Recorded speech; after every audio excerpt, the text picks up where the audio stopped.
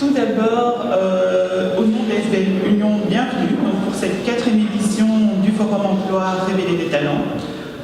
Cette journée donc est dédiée à la valorisation des citoyens issus de la dite diversité. Alors nous allons commencer la journée avec un mot du président du conseil administratif de l'ASBL Union, Guy-Stéphane Biolay, pour un mot de présentation de l'association et de ses objectifs.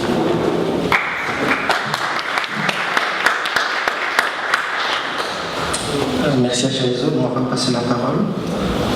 Donc, mesdames, messieurs, les membres du gouvernement, bien évidemment, messieurs les administrateurs, les professionnels, honorables invités. Permettez-moi avant toute chose de vous souhaiter à tous et à toutes la bienvenue dans cette salle du BIP qui nous accueille pour la 2e fois consécutive. Bien évidemment, nous sommes réunis, comme Machezo l'a dit, pour célébrer la 4e édition du Forum de l'Emploi, Révéler des talents. Aujourd'hui, pour l'ASBL Union, est plus qu'un grand jour. Pourquoi? Parce qu'aujourd'hui, nous faisons plus qu'un pas en avant. Nous faisons ce pas-là pour militer et essayer de nous investir sur la lutte contre la discrimination à l'embauche. Je formule de cette lettre de tout mon cœur mes vœux de réussite pour cette 4e édition du Forum de l'Emploi. Chers frères et sœurs, il est de notre intérêt d'avoir confiance en nous et de penser à nous-mêmes, si en aucun cas un péché, un crime. Car croire en notre avenir, c'est préparer déjà un environnement prospère. Et déjà, l'environnement international, national et régional nous est favorable, tant sur le plan juridique, politique, économique. Donc, avant de céder la parole, je tiens au nom de l'association Union à adresser une dernière fois tous mes plus vifs remerciements aux représentants des sociétés, je cite telles quelles, il n'y a pas de parti pris, à Eni, Versailles, qui nous a rejoints, à Veolia, à ILA. Ça nous fait plaisir de savoir que les entreprises se mobilisent pour nous accompagner dans cette journée-ci. Donc, mesdames et messieurs, je vous souhaite à tous et à toutes une excellente journée, un très beau forum de l'emploi. Je vous remercie. Continuons donc. Je vous demande d'accueillir Madame Isabelle Kibassa Maliba, députée du Brabant Wallon, marraine de cette 4e édition du Forum des femmes de conviction.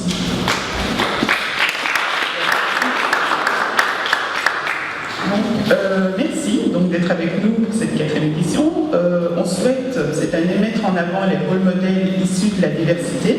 Alors une question pour vous, comment expliquez-vous donc qu'il soit si difficile pour les diasporas africaines de trouver des modèles qui lui ressemblent dans une société où elle est pourtant bien ancrée? J'aurais bien aimé commencer déjà par partager en tout cas la joie que j'ai d'être ici devant vous.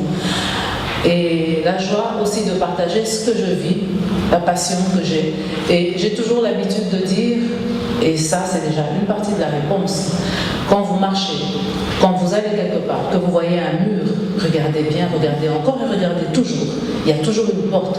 Même ceux qui sont en prison savent qu'il y a une porte quelque part. Et quand elle n'est pas ouverte, là, elle peut être ouverte. À partir de là, quand on commence à faire cette démarche-là, quand on va vers cela, vers ce que nous voulons, on réussit quand même, je pense, par ouvrir certaines portes. La première, la deuxième, et peut-être même s'imposer. Donc, la première chose que moi je fais ici, c'est de demander vraiment que nous puissions nous imposer. Avec conviction, il faut croire en nous, il faut savoir, il faut être en adéquation déjà avec ce que nous sommes, d'où nous venons, ce que nous sommes, dans quel environnement on vit, puisqu'on va tous vivre ici. Et voilà, et là, ouvrir une porte, 2 portes et créer son emploi. Non, mais non, j'avais prévu en fait un petit mot d'intro en tant que marraine, mais bon, un peu plus solennel.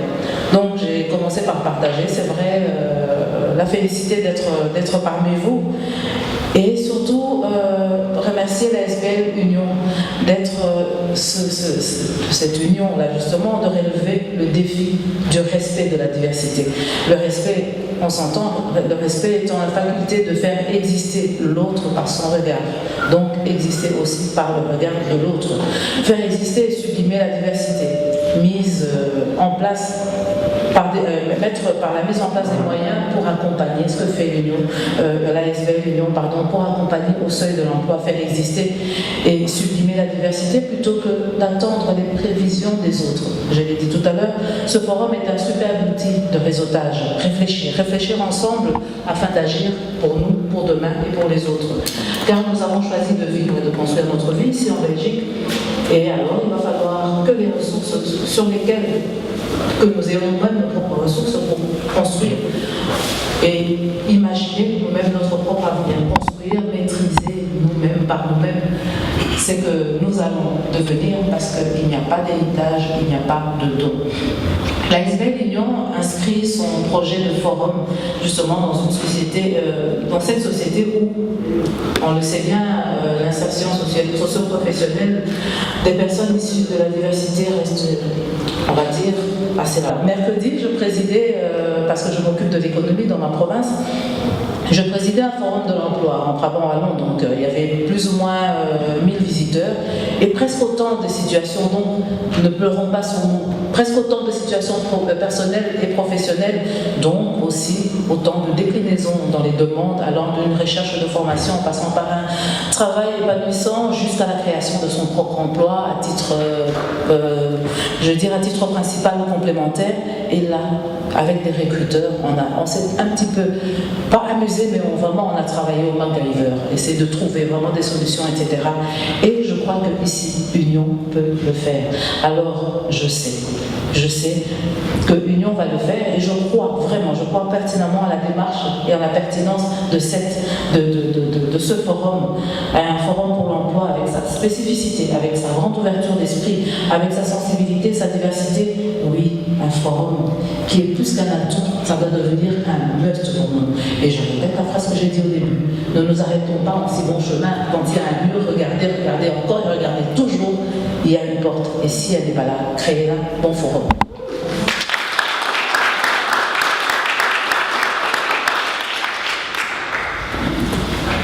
Merci beaucoup, Madame la députée. C'est très motivant, en tout cas, et j'espère que le message est arrivé chez tout le monde. Nous accueillons une autre femme politique ici présente qui représente Monsieur Chastel. J'appelle Madame Asita Kanko. Donc, vous êtes conseillère à la commune d'Ixelles et c'est la première fois que nous vous recevons au sein du forum. Alors, Madame Kanko, nous parlons aujourd'hui de diversité, mais aussi de compétences.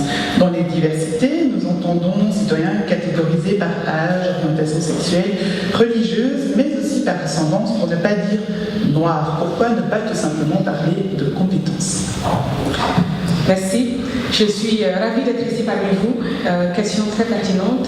Et je suis venue plus tôt, donc j'ai eu l'occasion d'échanger avec quelques personnes dans la salle pour connaître leurs préoccupations et comprendre ce qu'elles sont venues chercher ici, connaître aussi un peu l'histoire du forum que MC m'a bien raconté. Donc merci pour cela. Je crois que ce qui se passe ici, c'est le changement en fait. Ça c'est très important. En fait, le but c'est d'être libre, c'est d'avoir sa dignité, c'est de s'épanouir d'être qui nous voulons être, quelles que soient nos origines, quel que soit notre genre. Mais je dois dire que les femmes et les noirs, les femmes quelle que soit leur couleur, les noirs, nous sommes logés à la même enseigne. Et les hommes féministes aussi, quelle que soit leur couleur. En fait, parce qu'il y en a beaucoup, heureusement. Donc aujourd'hui, c'est le même combat pour tous ceux qui veulent, qui sont issus de la diversité, quelle qu'elle soit. Mais quelqu'un avait écrit une fois, il y a 10 ans sur Facebook, et je m'en souviens toujours, c'est que quand on blâme les autres, on renonce à notre pouvoir de changer. Mais il faut qu'on croie, qu'on sache que les autres ne sont pas sorciers, on a la capacité d'y arriver. Mais c'est très facile de dire que croire suffit. Croire ne suffit pas.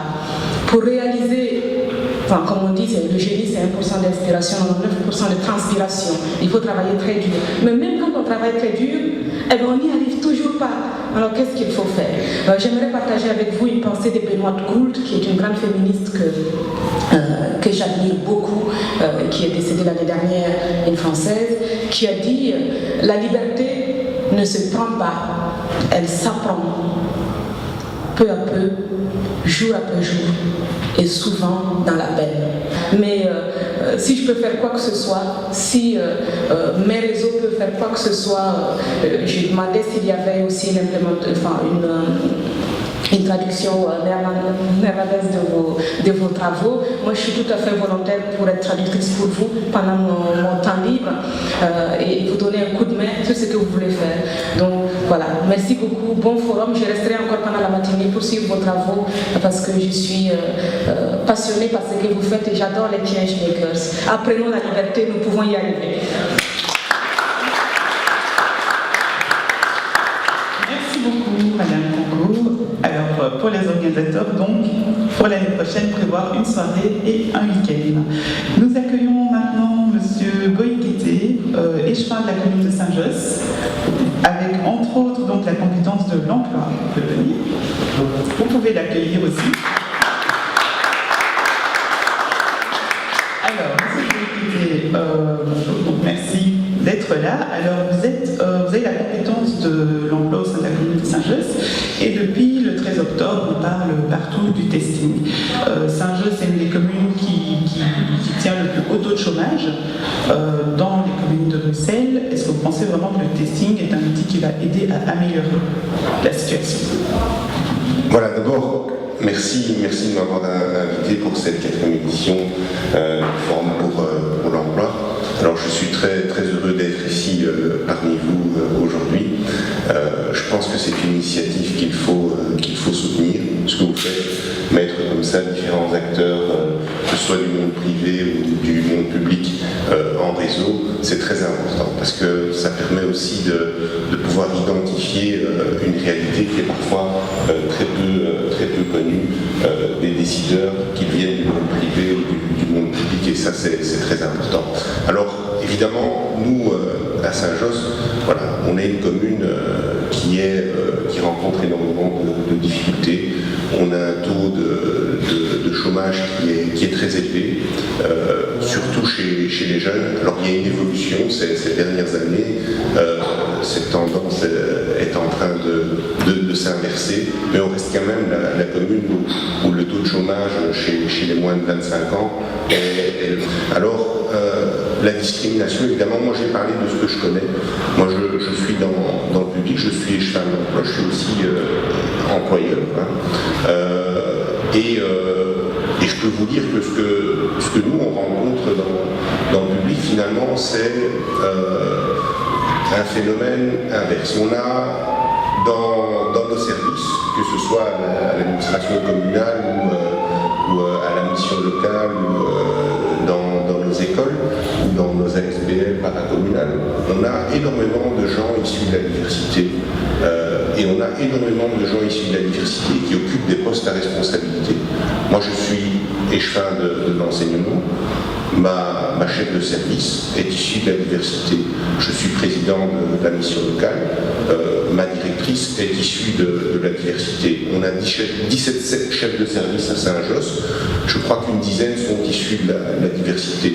Et donc il y a des compétences, elles sont là, et je peux vous assurer que dans le secteur public, et Grégoire Chapelle, le président d'Actiris, pourra en parler aussi, Isabelle aussi pourra en parler, il y a des compétences. Voilà par rapport à la diversité dans le monde que je connais moi, le monde public et en particulier les administrations locales. Mais évidemment, ça ne doit pas être l'arbre qui cache la forêt, évidemment. Il y a des discriminations, elles existent, elles sont là, et là je pense qu'il y a la sensibilisation, évidemment, mais il y a aussi les pouvoirs publics qui ont un rôle à jouer. Voilà. À un moment, quand on se rend compte que ça ne va pas, quand les bons sentiments, quand l'initiative privée, individuelle ne suffit pas, à un moment, c'est la loi qui doit intervenir. À un moment, c'est l'autorité publique qui doit intervenir, c'est l'autorité publique qui doit prendre des mesures. Voilà. Elle doit prendre des mesures, soit préventives, soit dissuasives, des sanctions, même s'il le faut, par rapport aux entrepreneurs ou aux dirigeants d'entreprises qui ne jouent pas le jeu. Il faut pouvoir à un moment dire stop Bruxelles, c'est la diversité.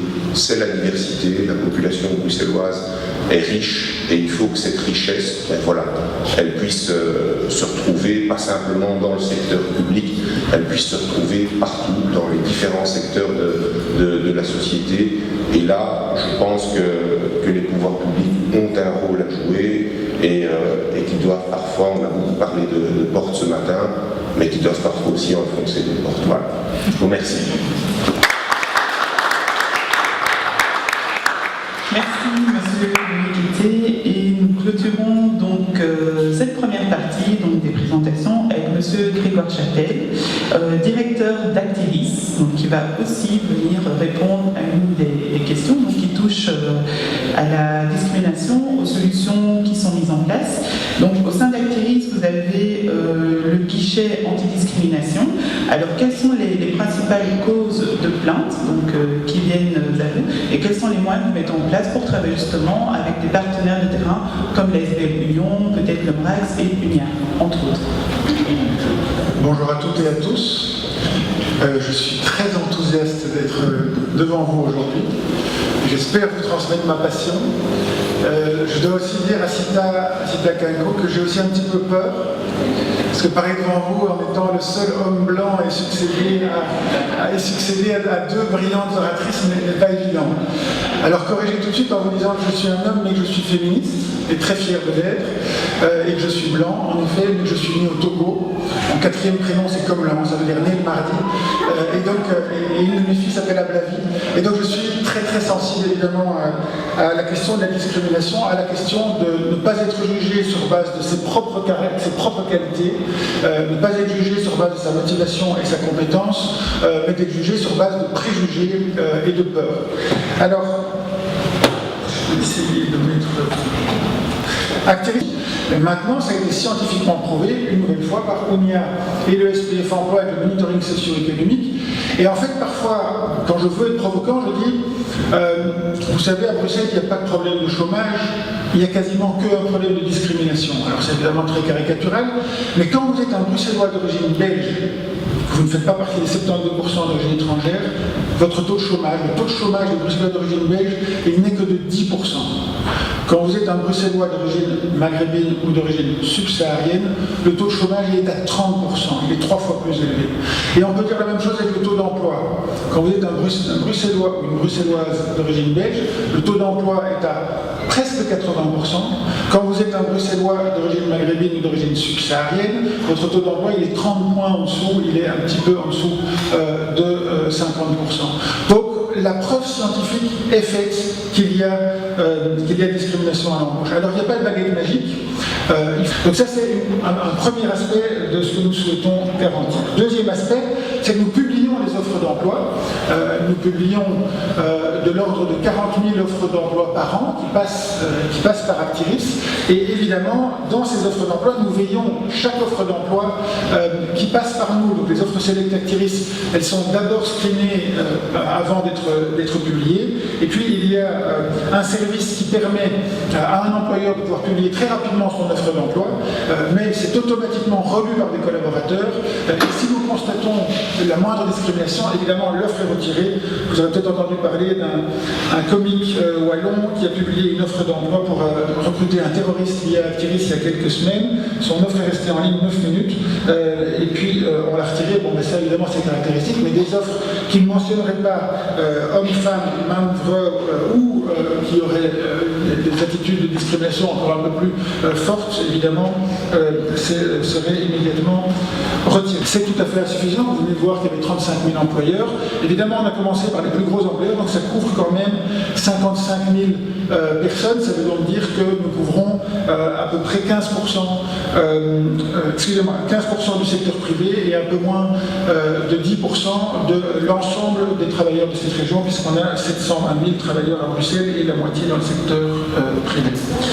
Alors évidemment, le guichet antidiscrimination qui était quelque chose L'anecdotique jusqu'à présent, parce qu'il n'y avait pas suffisamment de ressources et qu'il était insuffisamment connu, ça veut dire que n'importe quel chercheur d'emploi qui se sent discriminé peut se présenter au guichet anti-discrimination d'Actiris et essayer d'objectiver son sentiment subjectif de discrimination de façon à ce que l'on agisse concrètement pour dénoncer une telle discrimination. Vous voyez que c'était anecdotique jusqu'à présent avec 10 cas transférés à Onia.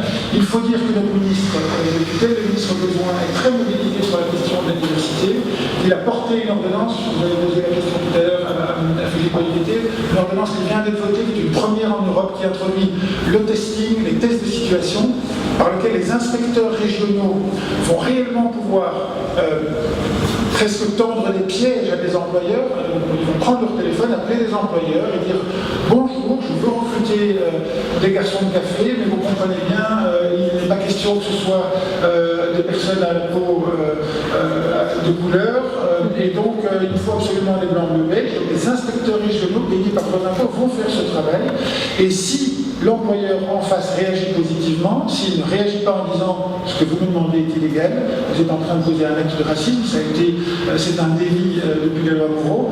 Si l'employeur ne réagit pas, il y aura procès-verbal dressé par l'inspecteur régional pour qu'il soit transmis au tribunal du travail et qu'une procédure judiciaire puisse être menée dans le respect des droits de la défense de chacun. Et donc dans ce contexte-là, avec cette nouvelle ordonnance, le guichet anti-discrimination va jouer un rôle important pour pouvoir approvisionner les employeurs, les inspecteurs régionaux en employeurs à propos duquel on a des suspicions. Nous, dans notre métier, on a des employeurs, on leur envoie des candidats, ils n'en veulent pas. Moi, j'ai une anecdote que je raconte souvent où un employeur nous refuse 2 candidats qui a été l'une maghrébine, l'autre de peau noire. On lui envoie un 3e candidat qui s'appelle Pierre Van Stappen. Sur base du nom de Pierre Van Stappen, la personne est reçue en entretien, mais c'est que Pierre Van Stappen était noir. Et donc, l'employeur était un peu surpris et pour la 3e fois a refusé le profil. Et bien voilà, typiquement le genre de cas que nous transmettrons à l'avenir aux inspecteurs régionaux grâce au guichet anti-discrimination. Alors là, je ne sais plus à quoi vous avez référence cette image. Je pense que c'est un poignet de femmes. Je pense que c'est la question que j'ai déjà abordée en fait. C'est le fait de permettre aux femmes aussi d'accéder à des responsabilités. Vous avez vu que nous ne sommes pas nommés sur ce front-là. Enfin, un dernier mot plus personnel, et donc je remercie d'autant plus Isabelle et Asita aujourd'hui, c'est que si elles n'avaient pas été là, je n'aurais pas pu prendre la parole puisque j'ai commis le pledge, c'est-à-dire le serment de ne plus jamais prendre la parole dans un panel qui soit uniquement masculin. Ça date du 3 janvier 2016. C'est très très difficile de tenir cet engagement. Ça demande une attention permanente. Heureusement, comme vous l'avez vu, il y a pas mal de directrices et que j'ai une directrice générale adjointe. Donc s'il n'y a que les hommes, je m'excuse et je dis ben voilà, ce sera une femme qui représentera Actiris pour veiller à la diversité. Excusez-moi d'avoir été long, mais ça me passionne et j'espère avoir pu vous transmettre un petit peu de ma passion. Merci à toutes et à tous. Je reste encore un quart d'heure, 20 minutes, s'il y a des questions maintenant, et sinon on peut discuter. C'est une autre réunion SPF Intégration Sociale, mais je peux rester encore quelques minutes. Merci à vous. Merci beaucoup, M. Chapelle, pour cet exposé. Donc n'hésitez pas à aller vers lui et vers tous les politiques qu'on a eu ce matin, qui peuvent vous écouter, vous aider et pourquoi pas vous donner des pistes et des murs où il y a des portes. Et, normalement, validez vos inscriptions à l'entrée. Si ce n'est pas le cas, faites-le parce que les ateliers sont assez restreints. Et alors, devant chaque porte, vous avez l'intitulé de l'atelier et la personne qui l'anime. Et encore une fois, n'hésitez pas à aller vers les hôtesses, elles pourront vous renseigner. Et nous nous retrouvons ici à partir de 13h15. Bonne journée.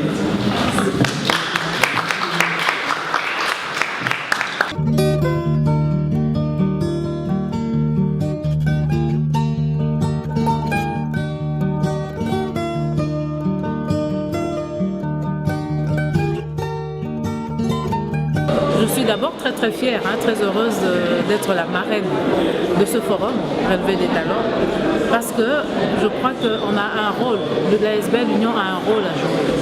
C'est vrai que nous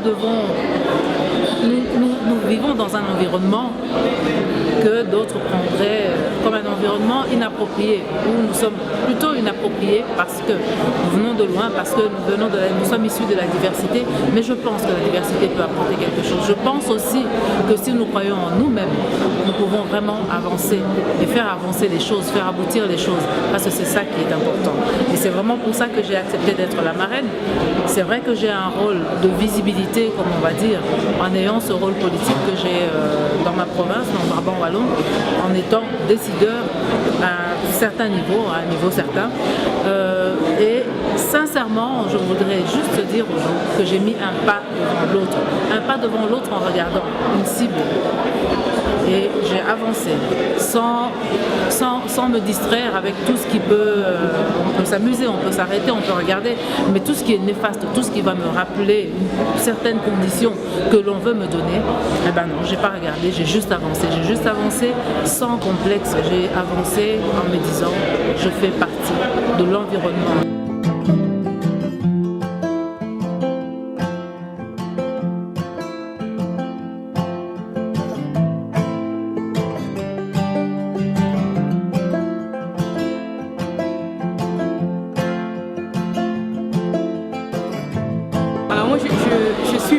Avec grand plaisir aujourd'hui, j'ai dû déplacer quelque chose que j'avais ce matin parce que j'estime que c'est très important d'avoir un forum comme celui-là. Je suis déjà active dans des forums qui visent à donner de la force aux femmes et ici c'est le premier forum sur la diversité pour lequel j'ai été invitée. Donc j'avais envie de venir parce qu'il y a un vrai problème dans la société et beaucoup de potentiel qu'on n'arrive pas à révéler. Ici, j'aimerais citer Amartya Sen. Il a dit que la vraie pauvreté, la pauvreté ce n'est pas quand on n'a rien. La pauvreté, c'est quand on n'a pas l'opportunité de réaliser son plein potentiel. Et je pense que c'est ce qui arrive à de nombreux jeunes et femmes issues de la diversité. L'idéal serait qu'on arrive dans une société où on ne parle même plus de questions de diversité, où le féminisme n'est même plus nécessaire, parce qu'on se perçoit, nous, entre nous, simplement comme des êtres humains, avec des compétences, avec quelque chose qu'on peut apporter. D'ailleurs, les entreprises ont intérêt à le faire. Si Pepsi avait eu un conseil marketing suffisamment diversifié, ils n'auraient pas commis l'erreur monumentale qu'ils ont commise il y a quelques mois et qui a quand même blessé l'image de la marque.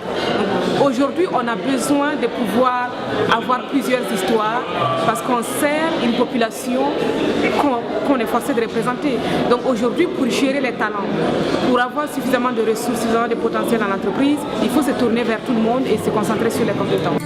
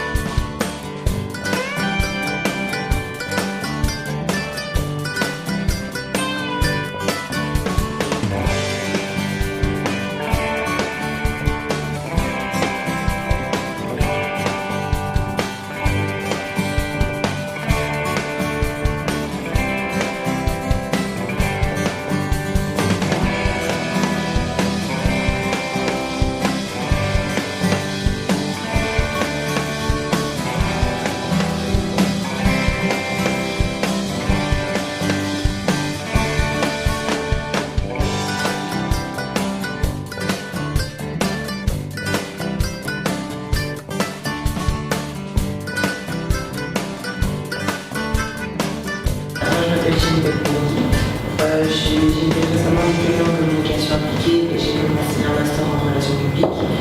Et je pense qu'en communication... Personnes regroupées dans un atelier, la plupart ne se connaissent pas, donc on ne sait pas qui est qui, mais on a quand même cette capacité de pouvoir se présenter. On est dans un atelier de coaching et moi, l'invitation que je vous lance, c'est l'ouverture.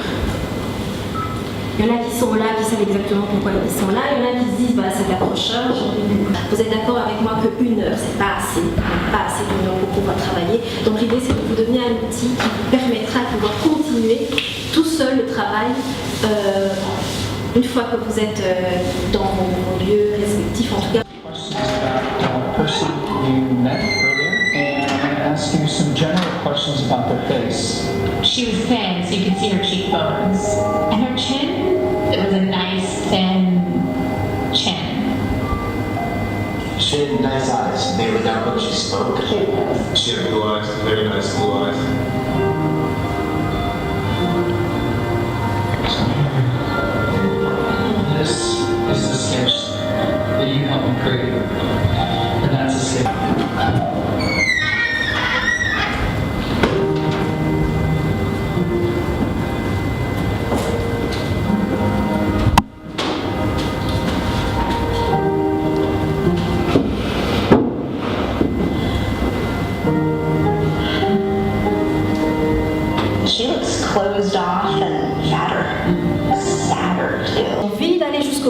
j'ai envie de faire des démarches, j'ai envie de parler aux gens de ce que je sais faire, j'ai envie de présenter aux gens ce que je sais faire, peu importe. Donc ce sont ces croyances qui nous limitent dans l'atteinte de nos objectifs. Et travailler là-dessus a un grand pouvoir, parce que ça nous permet en fait de nous dire, mais tiens donc, si jamais jusque-là...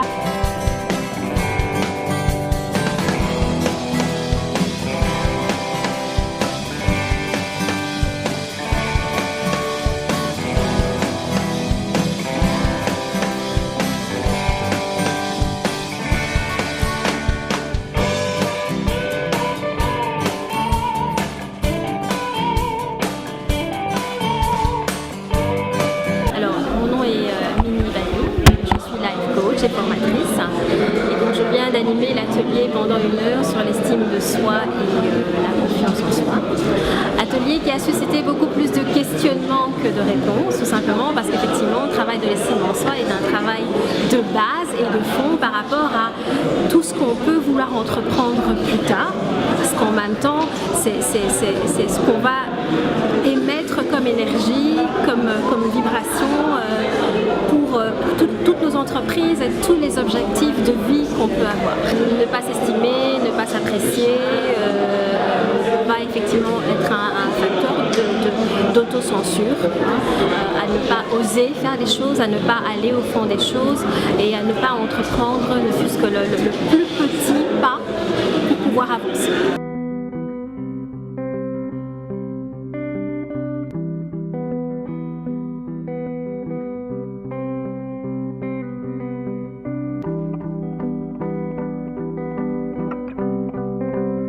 C'est tous ici. Je ne suis pas une victime, je suis quelqu'un qui n'aide pas, mais qui travaille pour que l'autre aussi puisse aller de l'avant, l'autre aussi puisse monter. Donc c'est changer la mentalité. En tant qu'entrepreneur, tu ne vas pas aider les autres. Toi, d'aller vers ses concurrents, c'est-à-dire aller demander ce qu'ils font déjà à peu près.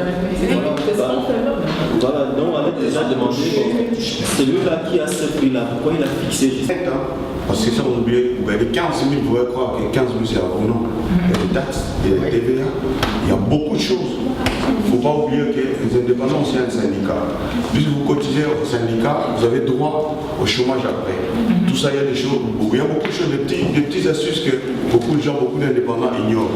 Quand vous allez entrer en profondeur dans votre business plan, vous allez décortiquer chaque chose. Cherchez des informations si vous devez aller engager, demandez qu'est-ce que vous avez comme déduction fiscale, comme prime, comme aide. Quand on est entrepreneur, on va dépenser, mais il y a aussi beaucoup de réductions qui sont là. Et la Belgique donne cette opportunité-là. Nul n'est censé ignorer la loi, rentrer dans ces lois-là. Rentrer dans ces lois-là pour connaître quels sont vos droits, quels sont vos devoirs pour être entrepreneur. C'est important de ne pas dire « ok, je ne savais pas » et vous perdez 5 000 € alors que je pouvais avoir une prime de 5 000 € quand je les engage par exemple.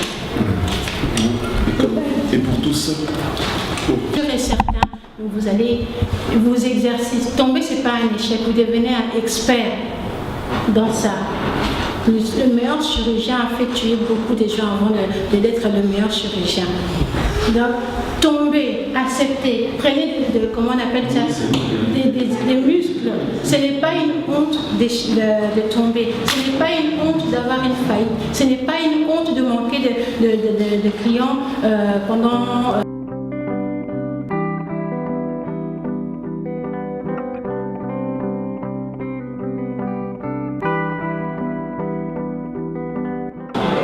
Bonjour, je suis coach Gobi Fataki, je suis coach pour entrepreneurs de la diaspora et aujourd'hui au forum j'ai fait l'atelier Oser entreprendre. Oser entreprendre pourquoi?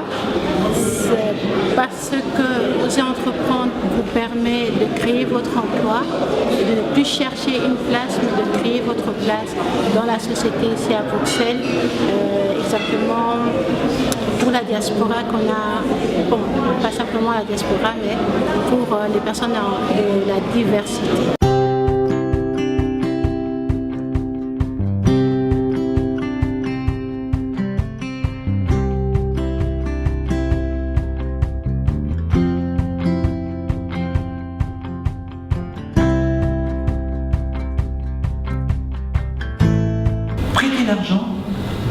je te prête de l'argent, et la notion de je suis actionnaire de la boîte dont tu es initiateur.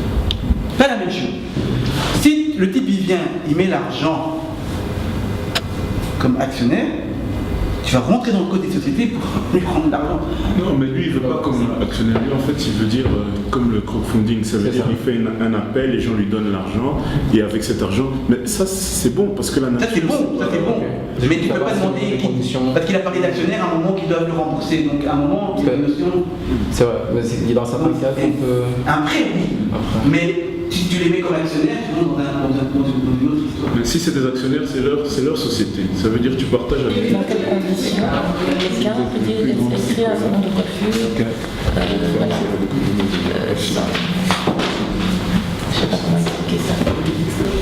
Donc, à un moment, la Belgique, c'est intéressant si tu as ce qu'on appelle. Oui, mais je dirais même plus ton établissement stable. C'est une notion de fiscalité internationale. C'est ton établissement stable. C'est-à-dire que toutes tes activités sont ici, tu dis bon, qu'est-ce que je fais là? Mais dès que tu vois qu'il y a l'international, mais que c'est vraiment très sérieux, tu peux commencer à réfléchir selon les volumes d'affaires, bien entendu. Peut-être voir un autre pays un peu plus clément. Un prête à la société et puis reçoit des parts en retour, et l'autre il prête à toi et puis il demande des intérêts. C'est juste la différence. Mais le comptable, il va directement faire. T'inquiète, il va gérer le comptable. Si t'as un comptable, c'est gérer direct.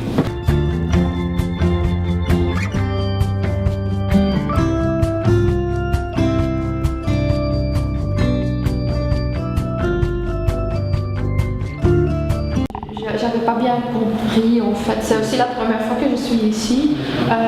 Ici, l'accueil, je suis très bien accueillie. Donc ça, c'était très bien. Je trouve aussi les introductions, les personnes qui ont parlé là, c'était très bien. Oui. Plusieurs personnes qui sont. Oui, c'est ça. Par exemple, il y avait un monsieur qui a informé qui avait déjà l'expérience en commis de cuisine, mais il ne trouvait pas un emploi fixe. Mais il connaissait des personnes qui sont intéressées à apprendre les cours de néerlandais, comment on peut le faire. Et donc là, pour montrer la possibilité côté. Oui. Parce que j'en ai entendu parler du côté de Villevorde. Mais là, il parlait seulement d'une domiciliation de 5 ans en Belgique. Pas plus en fait. Je crois que c'est le même projet, c'est At Level to Work, c'était le nom. Et At Level to Work, c'était un projet déterminé. Sachant que le seuil de rentabilité n'est pas encore suffisamment marqué, par exemple, parce qu'on n'a pas encore le bon fournisseur, on n'a pas encore vraiment consolidé les ventes avec les bons partenaires, etc. L'idée dans l'entrepreneuriat social, c'est vraiment de travailler le business model, la stratégie, pas à pas, mais avec une mentalité entrepreneuriale qui va être vraiment d'être dans l'observation de son marché, d'essayer d'aller trouver des alternatives. Donc plutôt que de dire aujourd'hui je vais aller acheter, je démarre une activité d'agent commercial, je vais sillonner les routes de bras. Parce que non seulement il va voir que vous avez réfléchi de cette façon-là et que vous êtes vraiment dans, vous minimisez les risques dès le départ. Mais une fois, par exemple, que vous sortez d'une structure comme GPSF, généralement, en région de Bruxelles-Capitale, aujourd'hui, il existe différentes façons de facturer. Par exemple, si vous êtes au chômage et que vous voulez tester une activité de service, par exemple, il y a la Smart aujourd'hui, qui est une sorte de payroll d'activité qui, au départ, c'est vrai, était réservée à des personnes, des intermittents du milieu artistique, mais qui a un peu ouvert les vannes aujourd'hui et qui vous permet, même en étant au chômage ou au CPS, de pouvoir facturer de manière légale. Je pense qu'il faut aimer le risque. J'ai envie de dire entrepreneurial, et pour moi qui est essentiel, c'est ceci. Sans passion, on n'y arrive pas en fait. Donc l'idée, si vous deviez sortir aujourd'hui avec une chose en tête, c'est n'entreprenez pas si vous n'êtes pas suffisamment motivé. Everybody was laughing with him, except Edison didn't laugh with him. Tout le monde s'est moqué de lui, sauf Edison, qui n'a pas rigolé de cela. He saw something in the attitude of the boy that was very serious. Il a vu quelque chose dans l'attitude de ce jeune homme qui lui paraissait très sérieux. So he said, okay, if you want, I can give you a job in my factory. You can be my cleaner. You can clean the floors. Donc Edison lui a proposé de devenir un agent d'entretien dans une de ses usines. He came to work with Edison, not to work for Edison. That was his mindset. Donc lui, no business partner could ever believe in that product. Il n'y a aucun de ses partenaires de business, d'affaires qui a cru à ce produit. So Barnes looked at it and said, "This is my opportunity." Et Barnes a regardé à la situation et il s'est dit, tiens, voilà mon opportunité. So he made a marketing plan for Edison. Et il a fait un plan marketing pour Edison. And he said, Mr. Edison, I believe that this thing can Et il lui a dit, Monsieur Edison, moi je crois que ce successful in his sales. Et il avait des grands scores dans ses ventes en fait. And he also knew how to find people to be with him. Et il savait aussi comment rallier des personnes à sa cause. And very quickly, Edison said, our company, how is that possible? Mais comment est-ce que ça a été possible?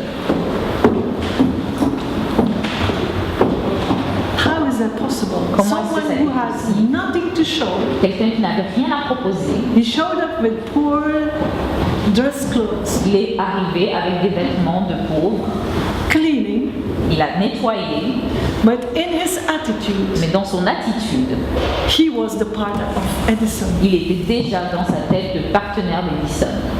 He never said, I'm the cleaner here. Il n'a jamais dit, je suis l'agent d'entretien ici. He never felt I'm only a cleaner. Ce à quoi il pouvait penser. A cleaning job could not put him down. Le fait de nettoyer ne pouvait pas briser ses pensées. He had too much belief in his dream. Il croyait tellement en son rêve. And now we are coming where we just started, where we just were. Et donc maintenant on va rejoindre là où on était déjà. And it's what très difficilement atteignable. And failure is always there. Et que l'échec est facile.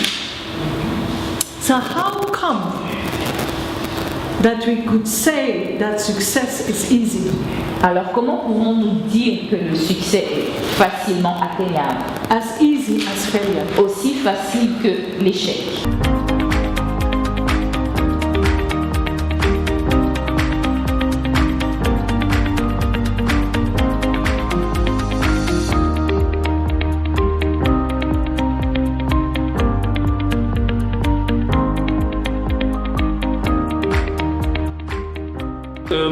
Je sais que quand on est différent, parce que je l'incarne, on peut avoir des peurs, des craintes, on peut avoir l'impression que parce qu'on est d'une couleur de peau différente, parce qu'on est d'une religion différente, et bien, ou qu'on est une femme, un homme, on peut avoir des difficultés. Alors la diversité, c'est une richesse, alors on l'entend toujours, mais je vous prie vraiment d'y croire. Et la première chose que j'aimerais vous dire ici et maintenant, c'est que vous êtes déjà parfait. Que vous soyez une femme, que vous soyez un homme, que vous soyez musulman, chrétien, juif, peu importe, vous êtes déjà parfait comme vous êtes. Mais voilà, donc pour votre information, le 16 novembre, j'organise ma prochaine conférence Vivez vos rêves qui aura lieu au Théâtre Saint-Michel. Donc si vous allez sur théâtresaintmichel.be, vous aurez, c'est pas cher, c'est 12 € la place. Et là, vous aurez la conférence intégrale et vous pourrez aller un peu plus dans le détail si ça vous a plu. Si ça vous a pas plu, il ne faut pas y aller. Donc voilà, les différents sujets. Voilà. Alors, tout ce que je développe dans mes conférences, c'est pas moi qui l'ai inventé. Ce sont des méthodologies qui existent, que vous avez peut-être déjà entendues. Ici, en l'occurrence, c'est la méthodologie SMART. Alors, S pour spécifique, donc comme je vous l'ai dit, un objectif qui soit clairement défini. 2 pour mesurable, measurable, donc qu'est-ce que je veux? C'est trouver un boulot, je vais gagner 1000 €, 2000 €, 3000 € par mois, bref, que ce soit mesurable, atteignable, comme je l'ai dit, perdre 10 ou 20 kilos pour demain, c'est un objectif qui est complètement débile. Si vous vous dites, je veux avoir signé un contrat dans les 30 minutes ici que je suis sorti, ça va être compliqué. Fixez-vous des objectifs qui soient atteignables. Alors, juste un point, la méthodologie SMART, elle a été fort contestée. Pourquoi? Parce que quand on dit atteignable, il faut faire attention. Il y a des choses qu'on a cru inatteignables et qui pourtant sont devenues des réalités. Si on prend Elon Musk par exemple, il a dit je vais envoyer une fusée dans l'espace avec 200 millions de budget en concurrençant la NASA qui en a 60 milliards. Ça paraissait pas tellement atteignable de prime abord, mais il l'a fait. Les frères montgolfières ont dit on va faire voler une montgolfière, ça paraissait pas atteignable et ils l'ont fait. Donc c'est pas non plus, il faut pas vous mettre non plus trop de contraintes. Relevant, ça veut dire qu'il y ait du sens pour vous. Et on revient à la deuxième question qui était de pourquoi est-ce que vous fixez l'objectif que vous êtes fixé. Et time-based, donc limité dans le temps, comme je vous l'ai expliqué, c'est l'échéance dans le temps. Donc voilà, ça c'est un premier outil que je développe pendant la conférence. Et comme le dit la célèbre marque Nike, just do it. Parce que le truc c'est que c'est très bien d'avoir toute une série d'outils, mais il faut les mettre en pratique. Il faut que vous les mettiez en pratique pour qu'ils deviennent vraiment concrets. Alors, j'espère que l'un d'entre vous dans la salle va entendre un objectif, un outil, et va le mettre en pratique. Donc réfléchissez à quels sont ces moyens qui vous donnent cette énergie. Et alors la canaliser, c'est-à-dire que parfois on a des pics énergétiques, on se sent imbattable, etc. Mais le problème c'est que souvent c'est en dents de scie. Donc l'idéal c'est d'avoir quelque chose qui soit quand même assez lissé. Et un très bon, par exemple l'alcool, c'est un très bon, vous arrivez, vous faites votre journée, vous êtes fatigué, ok on va boire un petit verre, hop on boit un petit verre et on croit qu'on est plus fatigué parce qu'on a l'alcool, mais en réalité on est toujours fatigué.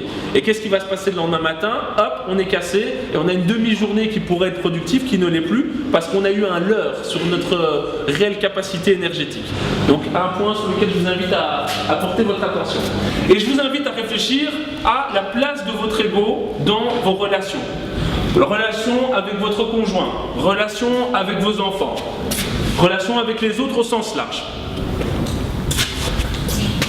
Parce que l'ego, qui n'est pas forcément à détruire, parce que on peut lire parfois que l'ego il faut le tuer, l'ego c'est moi, donc il ne faut pas forcément se tuer, mais l'ego est très dangereux.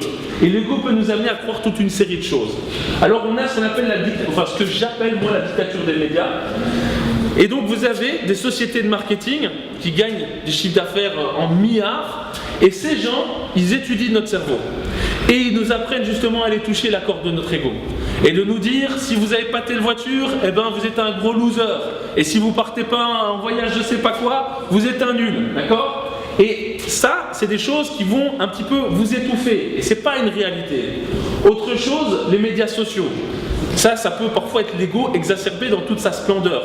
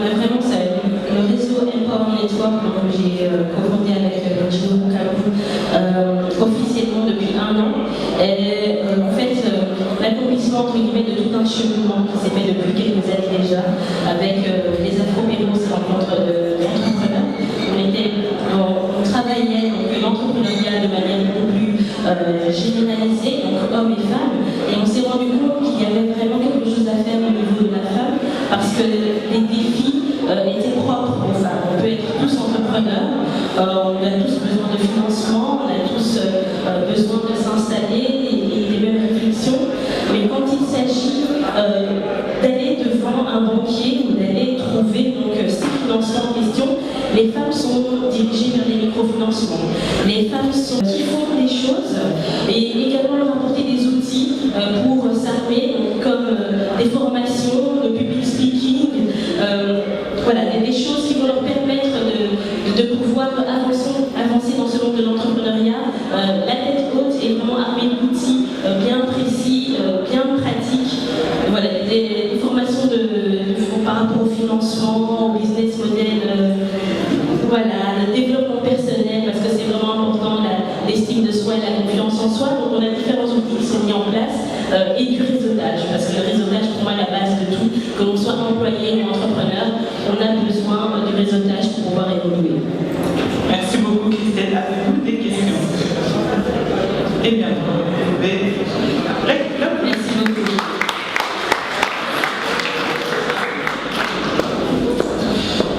Et nous continuons, nous terminons tout doucement d'ailleurs notre présentation donc, des rôles modèles avec la plus jeune de nos rôles modèles, Espérance Canesa, qui est au département des ressources humaines de l'association BIPROD. Donc voilà, vous pouvez nous en dire un peu plus sur BIPROD, qui est aussi un partenaire de l'ASBL Union. Et puis voilà, dire un peu vos aspirations au sein de l'ASBL et vos aspirations professionnelles. Ok, je vais tout d'abord vous remercier. Bonjour à tous.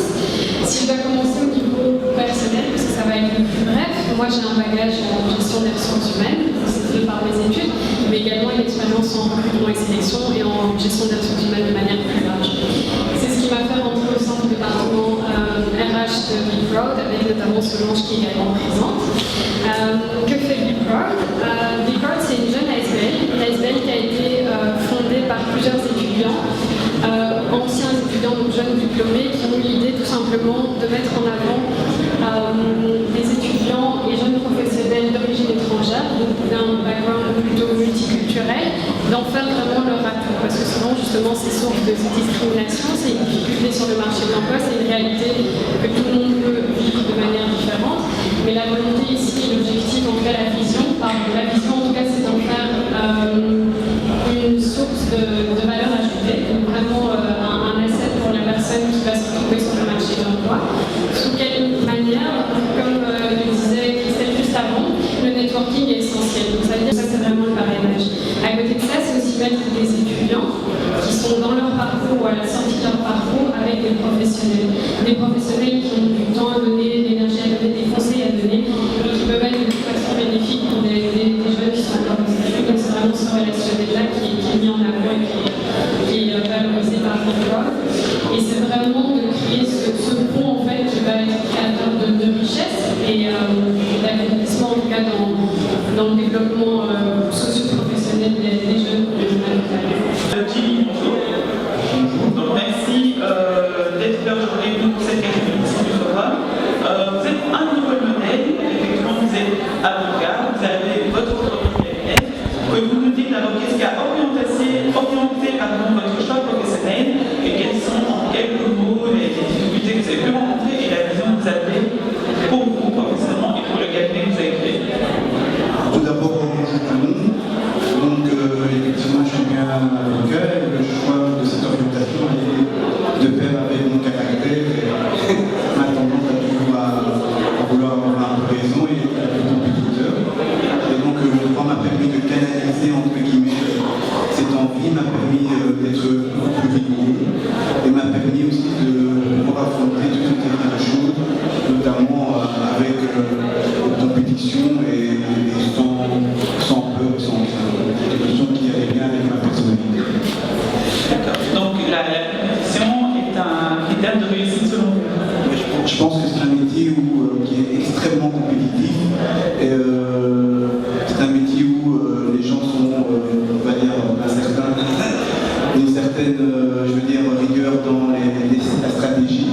Donc c'est un métier qui demande énormément de rigueur et énormément de dépassement de soi-même pour pouvoir le faire avec succès et réussir à avoir des clients, notamment des clients importants.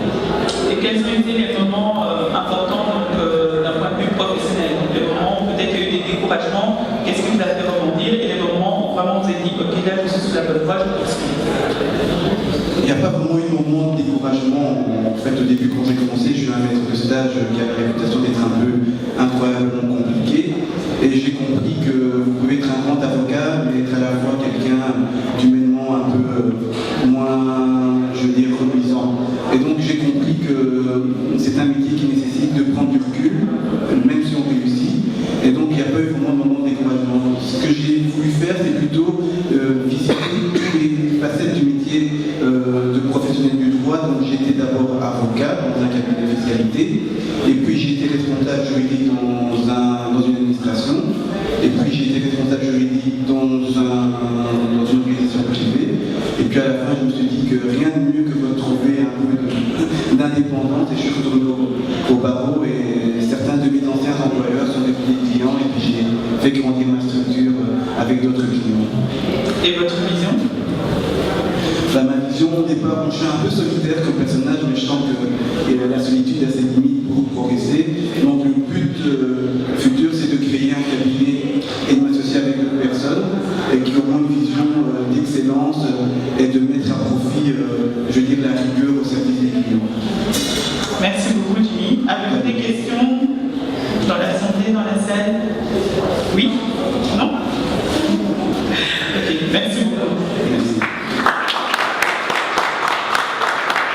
Nous allons aller notre second rôle modèle. Il s'agit de Kabongo Ilunga, que j'appelle, qui est laboron et qui a une certaine expérience dans le monde du recrutement, qui a animé aujourd'hui donc, des screening CV et qui est le cofondateur de nous, qui est une entreprise qui tend à combattre un peu la diversité dans les entreprises. Bonjour tout le monde. Sinon, c'est la deuxième fois que je me suis reprenais. Je ne savais pas que je devais venir m'exprimer, mais tant mieux. Voilà, donc comme ça a été mis lors de la présentation, donc, je suis cofondateur d'un bureau de recrutement, Diversity and Organization Office, qui est un bureau de recrutement qui met en avant la diversité. Donc, c'est-à-dire qu'on essaye clairement de promouvoir, de faire en sorte que nous tous, apparemment ici d'origine étrangère, puissions avoir notre place au sein du paysage professionnel belge et qu'on soit considéré à notre juste valeur et en fonction de nos compétences, car nous sommes ici depuis un certain temps pour beaucoup d'entre nous. Nous avons pour la plupart fait des études, parfois les mêmes que le groupe local. Et donc sur base de ça, nous estimons que mon partenaire et moi, que nous sommes en droit de revendiquer les mêmes droits, les mêmes salaires et surtout le même positionnement sur le marché de l'emploi. Donc voilà, on essaye de clairement mettre en avant la diversité, promouvoir le talent. Et dans ce cadre-là,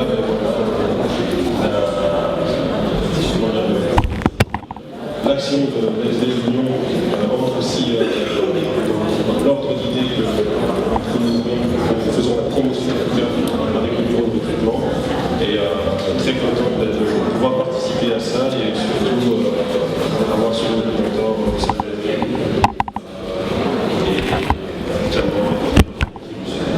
Est-ce qu'il y a des secteurs d'activité où la diversité est plus facile à mettre en place que d'autres? Il y a clairement des secteurs où la diversité est plus facile à mettre en place que d'autres, notamment tout ce qui est le domaine bancaire, tout ce qui est légal aussi, mais il n'y a pas de limite, les compétences et les talents des uns des autres vont aussi bien du soudeur, du monteur, du chauffagiste que de l'avocat ou de l'ingénieur. Donc on ne se limite pas à un secteur en particulier. On fait en fonction des compétences et des qualités de chaque candidat. Voilà. Merci beaucoup. Avez-vous des questions? Pas de questions. Merci beaucoup. Nous poursuivons avec nos prochains rôles modèles. Ici présent, Monsieur Richard, cofondateur de l'annuaire Vitrine Africaine, qui a lui aussi un stand et qui chaque année donc, fait partie de cet annuaire qui reprend toutes les compétences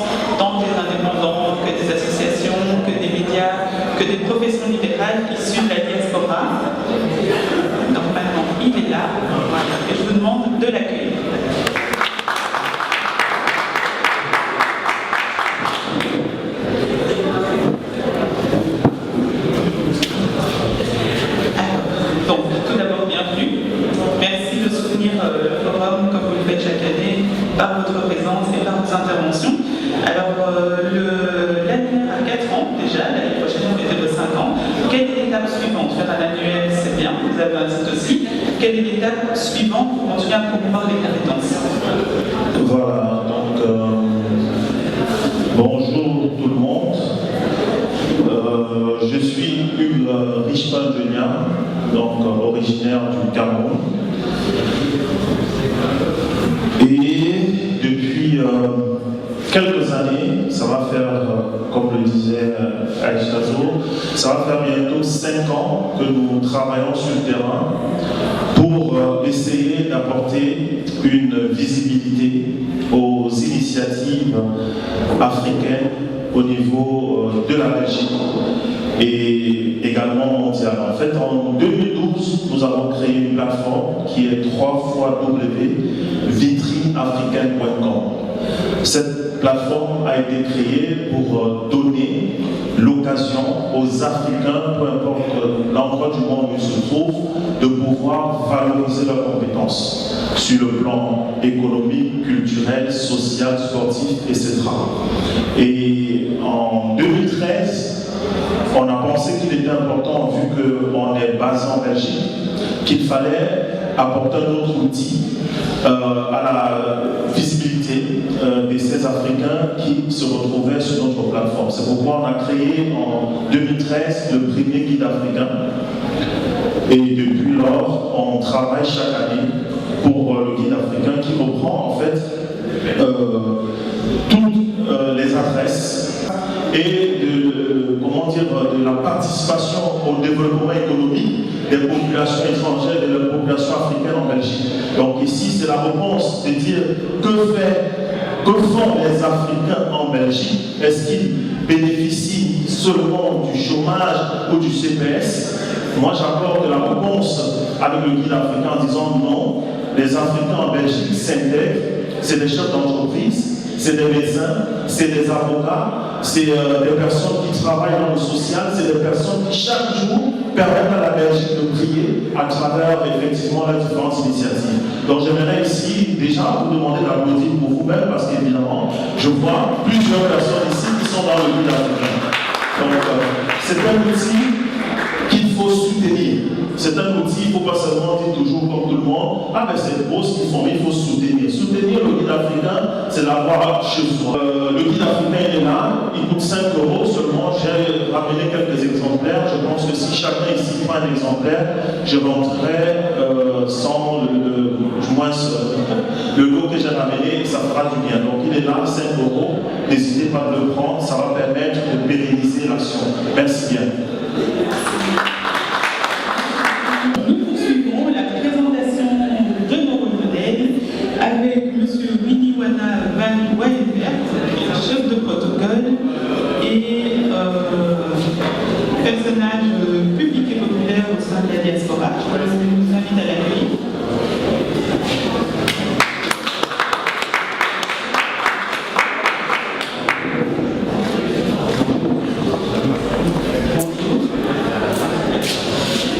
Merci donc de nous rejoindre pour cette présentation de rôle modèle. Alors, juste une petite question pour l'entrée à la matière. On travaille beaucoup avec des structures officielles qui viennent du continent et ici, entre autres à Bruxelles, ça bouge beaucoup. Comment ces officiels qui viennent du pays perçoivent cette effervescence entrepreneuriale, en tout cas innovatrice, créative, et comment ça aboutit? Depuis plusieurs années, je demanderais peut-être un peu de silence dans le fond pour que les autres entendent parce que depuis plusieurs années, donc moi je suis issu de ce qu'on appelle la direction du commerce extérieur ou le service du commerce extérieur belge et depuis plusieurs années, quand on faisait des missions économiques, j'étais responsable géographique pour l'Afrique subsaharienne, donc je gérais entre guerre et non-guerre, entre 48 et 52 pays, économiquement parlant. Quand on faisait des missions économiques, il n'y avait que des blancs. C'est normal parce qu'on est en Belgique d'ailleurs et 90% de la population est caucasienne. Mais alors, notre implication dans ce système, c'est, à partir du moment où on était là, c'est intéresser nos frères, entrepreneurs. Et je me souviens toujours du premier jour que je suis arrivé dans ce service et j'ai amené 25 entrepreneurs africains. Des gens qui ne connaissaient pas c'était quoi le commerce extérieur, je ne savais même pas que ça existait. L'essentiel c'est d'ouvrir une porte, comme l'ami l'a dit. Quand vous avez ouvert une porte, vous allez ouvrir la deuxième porte. Dans cette société ici, on a beaucoup de problèmes et même moi j'en rencontre beaucoup. À travailler avec nos compatriotes. Mais il faut se battre et il ne faut rien lâcher. C'est seulement comme ça que vous allez réussir. Je ne peux pas dire que je suis un modèle, c'est trop dire de moi, mais je crois que j'ai fait un certain chemin depuis que j'ai commencé ma carrière jusqu'à aujourd'hui arriver là où je suis.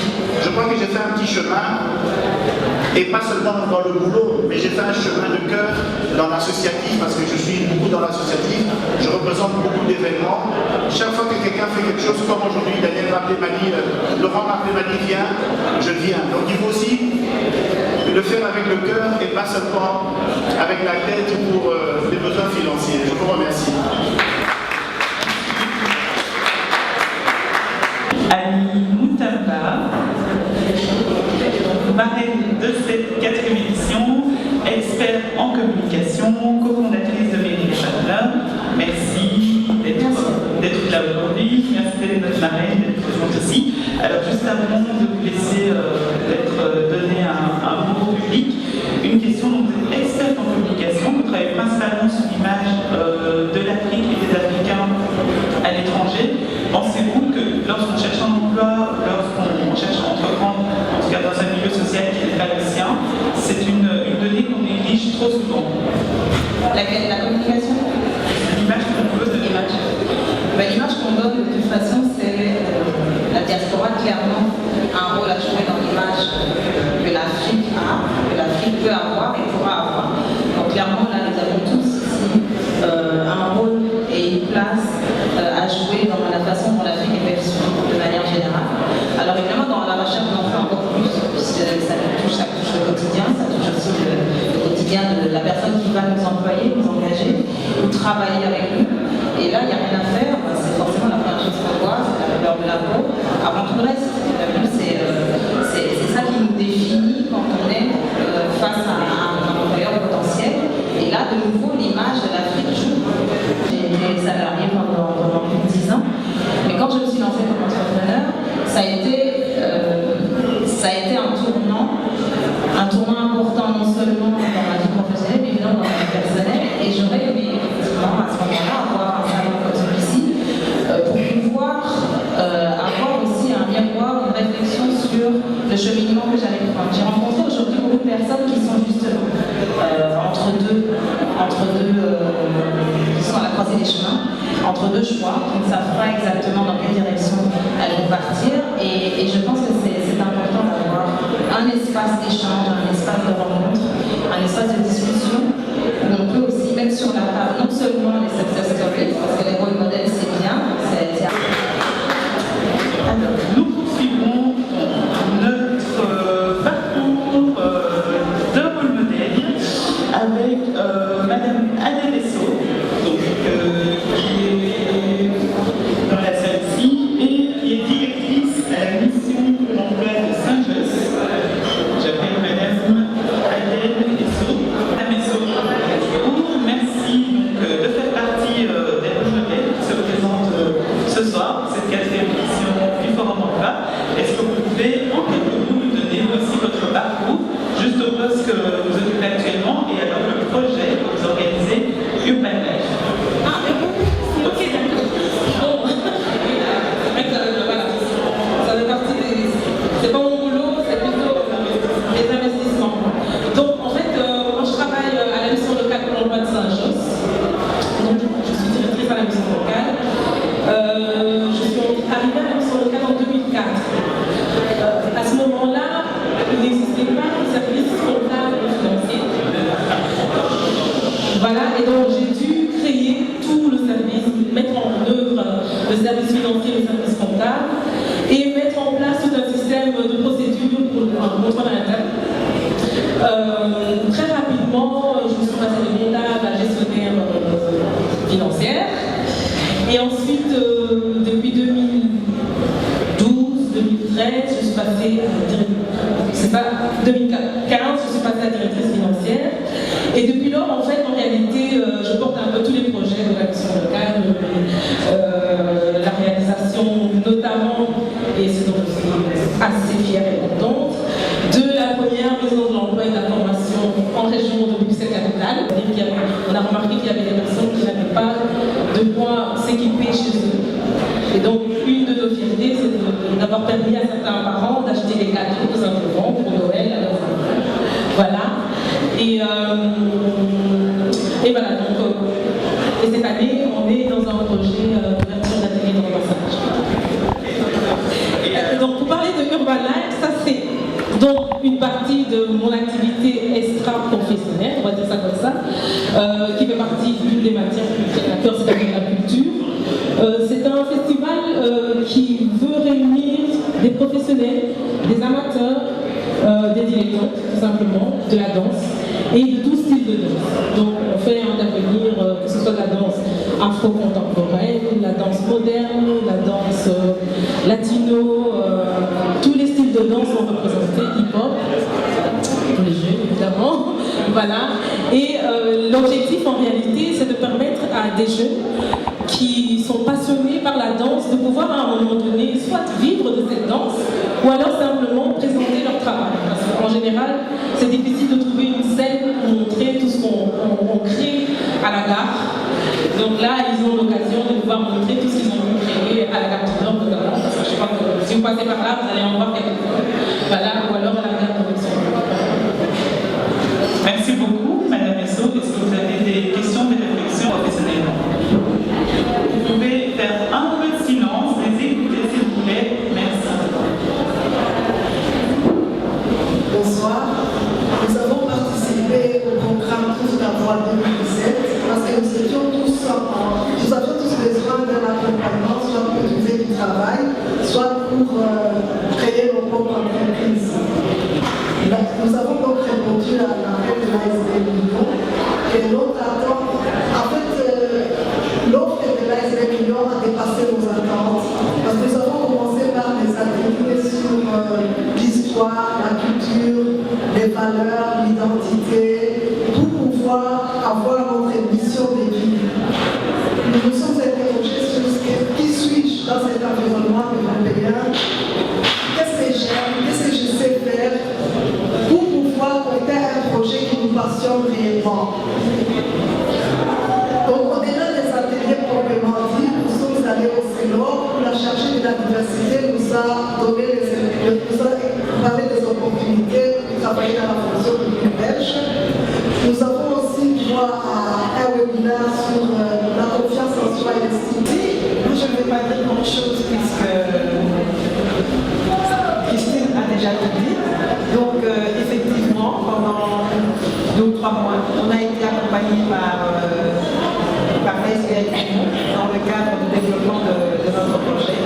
Ça a été un accompagnement vraiment d'envergure qui m'a permis, moi spécialement, à passer à l'action. Donc, c'est vraiment quelque chose pour laquelle je voudrais vraiment remercier les organisateurs et les fondateurs de l'ASBL. Est-ce que vous continuez à être suivi par des coachs? Est-ce que vous avez choisi de continuer le parcours avec les coachs? En fait, à la fin de la formation, on a entamé un atelier, pas un atelier, en fait un coaching individualisé. Mais je ne sais pas si ça va continuer, s'ils ont les moyens. Mais il y a aussi, je sais qu'il y avait la volonté de suivre, peut-être les organisateurs nous en diront un peu plus. Il y a aussi une offre d'un mentorat avec une personne qui était là la fois passée, elle s'appelle Christelle. J'aimerais bien savoir si on peut s'inscrire justement au mentorat avec Christelle. Merci. Oui, pour ce qui me concerne, effectivement, comme on est là dans ce lancé par rapport à un coaching au développement personnel, oui, je continue à être suivie et avec les outils que j'ai eus de la formation Trouve ta voix, je suis plus à l'aise avec mes partenaires qui sont dans le développement personnel depuis plusieurs années et que j'ai mon métier. Donc, nous sommes suivis, nous continuons à être suivis. Et moi également, pour ma recherche d'emploi, je continue à être suivie par le coach Florian. Et rien que mercredi m'a beaucoup aidé pour un entretien j'attends maintenant la réponse. Donc je lui dis merci, elle n'est malheureusement pas là. Merci. Merci beaucoup. Alors, je vais à nouveau appeler l'échevin qui était là ce matin et qui va venir redire un mot par rapport à la journée écoulée. Monsieur Philippe Boïkété. Ah ouais. Donc, qui peut, après cette journée, les différents ateliers, les différents intervenants, la plénière qu'on a eue avec Abraham de Bétancourt, donc nous donner un bref résumé de la journée, les choses qui peuvent encore se voir améliorées et alors les choses qu'on peut innover pour la prochaine édition. Ben voilà, merci d'abord pour cette journée. Donc c'est la 4e édition. J'ai dû quitter ce matin parce que j'avais une réunion au bureau et puis je suis tout de suite revenu après. Ça m'a permis d'assister à l'atelier mené par Abraham de Bétancourt. Franchement, et ça a été dit par journée, mais il y a tout un travail aussi en amont qui se fait. Ça prend énormément de temps, ça prend énormément d'énergie. On ne se rend pas compte que ça peut être que d'organiser ce type d'événement. Et donc encore bravo pour le professionnalisme de l'événement. Je suis à chaque fois épaté par la qualité de l'événement. Voilà, merci à tous et bonne journée. Je soulignerai que l'apport des politiques et des élus n'est jamais rejeté tant qu'il est sincère. Nous poursuivons donc avec le dernier témoignage de M. Debacker, qui a animé tout à l'heure des speed coaching pour les chercheurs d'emploi. Donc M. Debacker a participé lui aussi au programme Trouve ta voie et il va donner son parcours de vie. Tout d'abord, je voudrais féliciter cette initiative aujourd'hui. Je dénote peut-être un petit peu, étant blanc, j'ai entendu souvent le mot black aujourd'hui, j'ai trouvé ça très marrant. Donc de pouvoir clôturer aujourd'hui, vraiment ravi. Au niveau de mon parcours, c'est vrai que j'ai un parcours un peu atypique et assez varié. J'ai 44 ans, il y a 4 ans, à l'âge de 40 ans, j'ai choisi de changer complètement de carrière. J'ai travaillé pendant 15 ans en tant que salarié. Et puis j'ai entrepris vraiment un changement à la fois professionnel, privé et au niveau également entrepreneurial. Aujourd'hui, je suis en train de créer mon propre projet au niveau notamment coaching, formation, prévention du stress, prévention du burn-out. Et mon objectif est vraiment d'aider les personnes à changer de style de vie. Alors aujourd'hui, j'étais présent pour l'atelier Speed Coaching, puisque depuis plus ou moins 5-6 ans, j'accompagne les personnes également dans leur recherche d'emploi lors d'un entretien, pour partager. Et c'est finalement un changement d'attitude aussi à avoir lorsqu'on est face à un recruteur. Et c'est une question que j'ai posée aussi régulièrement aux personnes qui étaient dans le Speed Coaching, c'était 2 choses. Quel est votre pourquoi ? Qu'est-ce qui vous anime? Qu'est-ce que vous avez envie de faire dans votre carrière? Quel est votre objectif professionnel? Qu'est-ce que vous avez à offrir en tant que personne sur le marché professionnel? Donc ça, c'est un élément important. Et cette question m'a dérouté plus d'un. Et donc ça les a invités aussi à la réflexion pour justement être dans cette dynamique 8-8 de partage par rapport aux recruteurs. Et donc c'était un élément important que je voulais leur partager. Pourquoi ? Parce que la plupart des personnes que j'ai rencontrées cet après-midi étaient des personnes qui sortaient des études et donc avaient peu d'expérience professionnelle.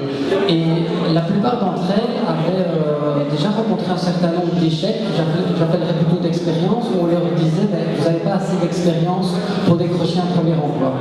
Là-dessus, je les ai invités à travailler sur cette notion de compétence, de passion, de motivation, d'attitude, de dynamisme, de développement de networking et autres, et finalement de développer cette curiosité, ce contact et ce réseau, mais de manière passive tout le temps, même lorsqu'on a un job, je dirais. Et ça, c'est vraiment la clé du succès, le réseau, et également le réseau de qualité. Voilà. Et je terminerai peut-être juste par cette citation de Zig Ziglar, c'est notre attitude qui détermine notre altitude. Vraiment. Voilà. Je vous remercie, encore félicitations pour cette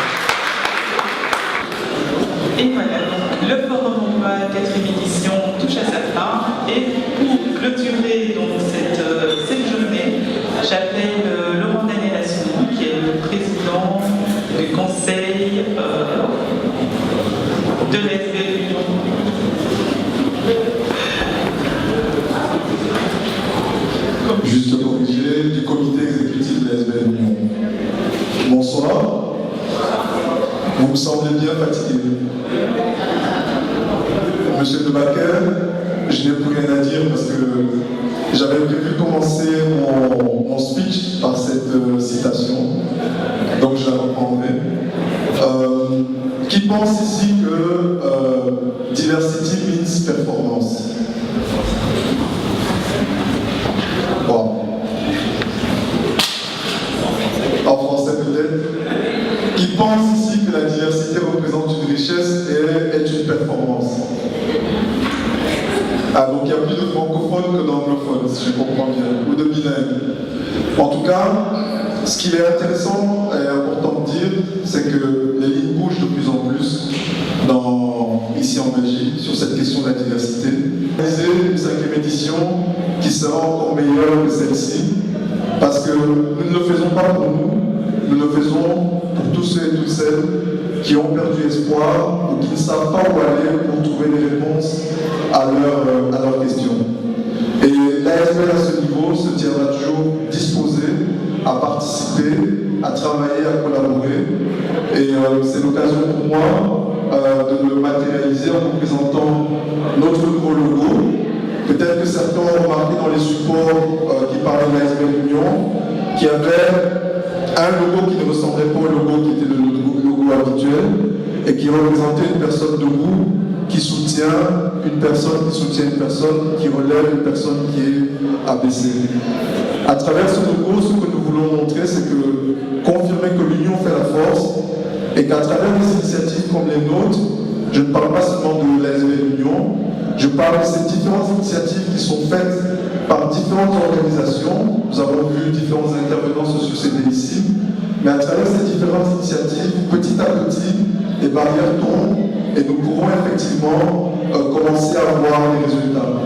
Pour cela, comme l'a dit Achaïzo, nous pouvons et nous comptons sur les pouvoirs politiques qui, c'est vrai, répondent souvent présents et n'hésitent pas à nous appeler lorsqu'il y a l'un ou l'autre événement. Nous attendons également de ces pouvoirs politiques de nous interpeller et de nous associer à différents dispositifs qui sont mis en place, qui sont développés, tels que le testing, qui a été mis en place récemment, qui a été dans l'ordonnance, a été adopté en région de Bruxelles-Capitale. Nous espérons qu'à l'avenir, l'ASBL Union va être associée. Quoi qu'il en est, nous ferons le travail qui est le nôtre et nous ne manquerons pas de revenir vers le gouvernement, vers le pouvoir politique pour leur faire part de l'évaluation qui est la nôtre par rapport à un dispositif comme celui-là. Et c'est l'occasion pour moi d'ailleurs de dire que l'ASBL Union, ainsi que tous ceux qui s'intéressent à cette question de testing, est invité le 16 novembre au Parlement bruxellois à l'initiative de M.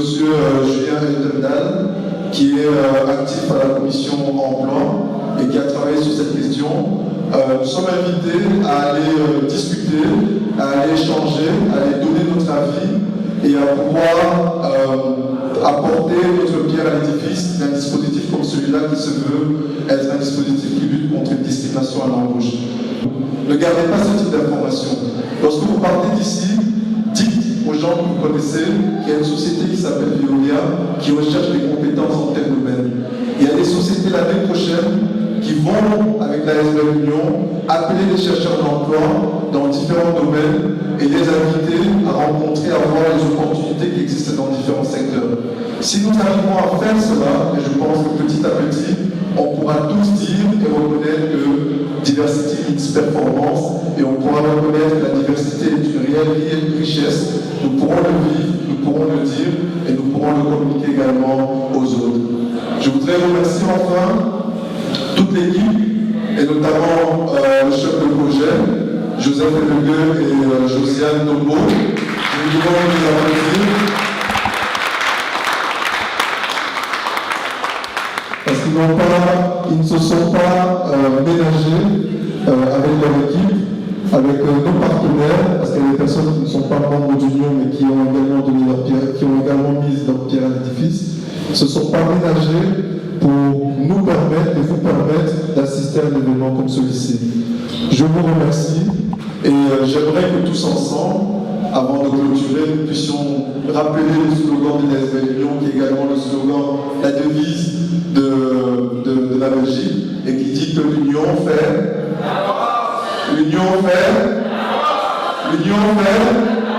Voilà, merci, je vous remercie. Bonne soirée. Et vous êtes tous invités à partager un petit cocktail qui vous est offert au bar.